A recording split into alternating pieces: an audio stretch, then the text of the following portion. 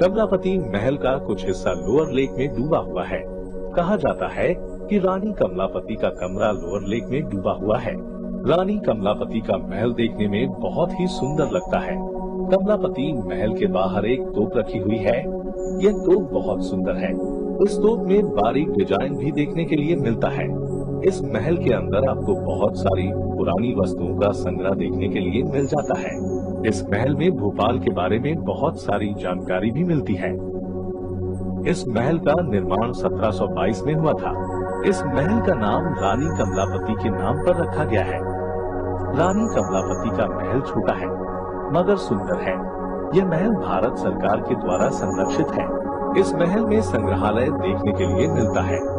एक छोटा सा कैफेटेरिया भी यहाँ पर देखने के लिए मिलता है। इस महल से आप लोअर लेक का सुंदर दृश्य देख सकते हैं।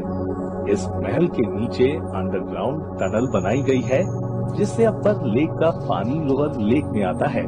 इस अंडरग्राउंड टनल के बारे में जानकारी आपको इस संग्रहालय में मिल जाएगी। इस संग्रहालय में आपको भारत की मुख्य प्राचीन जगह के बारे में भी बताया गया है।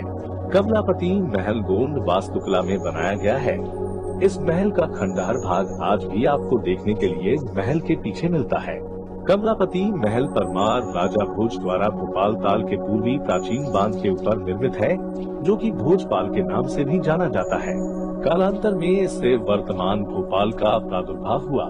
वर्तमान में वह भाग महल का ही एक भाग था, जो कि सन 1722 में किन्नौरगढ़ के शासक निजाम शाह की विधवा रानी कमलापति द्वारा बनवाया गया था। इस स्थान के पश्चिमी छोर के समीप स्थित पहाड़ी पर फतेहगढ़ किले के अवशेष है, जिसे भोपाल के प्रथम शासक सरदार दोस्त मोहम्मद खान द्वारा निर्मित करवाया गया था, जिन्हें आधुनिक भोपाल की स्थापना का श्रेय जाता है। ये महल नगर में 18वीं शताब्दी में निर्मित तत्कालीन राजकीय स्थापत्य कला का प्रारंभिक एवं सर्वोत्तम उदाहरण माना जाता है। इस 2 मंजिले महल के निर्माण में लाखोरी ईंटों का प्रयोग किया गया है, जिसका ऊपरी भाग मेहराबों तथा कमल की पंखुड़ियों से अलंकृत स्तंभों पर आधारित है।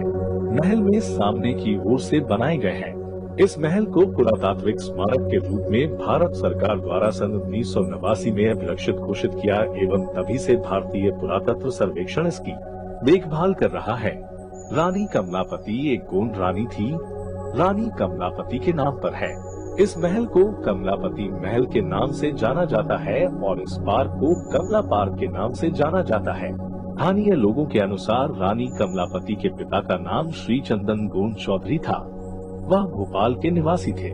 रानी कमलापति का स्वयंवर किन्नौरगढ़ के निजाम शाह के साथ हुआ था। वह उनकी पत्नी थी। रानी कमलापति यहाँ के गोंड राजवंश की अंतिम रानी थी। ऐसा कहा जाता है कि उन्होंने पति निजाम शाह की मृत्यु के उपरांत इस महल में निवास किया था। निजाम शाह 18वीं शताब्दी के आरंभिक दशकों में किन्नौरगढ़ के शासक थे। उन्हें बाड़ी के शासक ने धोखे से जहर देकर मार दिया था। किन्नौर के शासक निजाम शाह की हत्या के उपरांत उनकी रानी कमलापति तथा पुत्र नवल शाह किन्नौरगढ़ सुरक्षित हो गया। तब रानी कमलापति ने सरदार दोस्त मोहम्मद को सहायता के लिए आमंत्रित किया। अति महत्वाकांक्षी दोस्त मोहम्मद तीरा अफगानिस्तान का निवासी था। भारत आने के उपरांत उन्होंने स्वतंत्र सत्ता स्थापित करने के उद्देश्य मध्य भारत की ओर कूच किया। रानी के आमंत्रण पर दोस्त मोहम्मद ने सेना को संगठित कर बाड़ी पर हमला कर उसे जीत लिया। दोस्त मोहम्मद खान रानी कमलापति पर विवाह का दबाव डालने लगा, जिससे रानी कमलापति में छोटे तालाब में कूदकर जान दे दी। अगर आपको वीडियो पसंद आया तो लाइक, कमेंट और चैनल को सब्सक्राइब करना न भूलें। जल्द ही मिलते हैं एक दिलचस्प एपिसोड के साथ।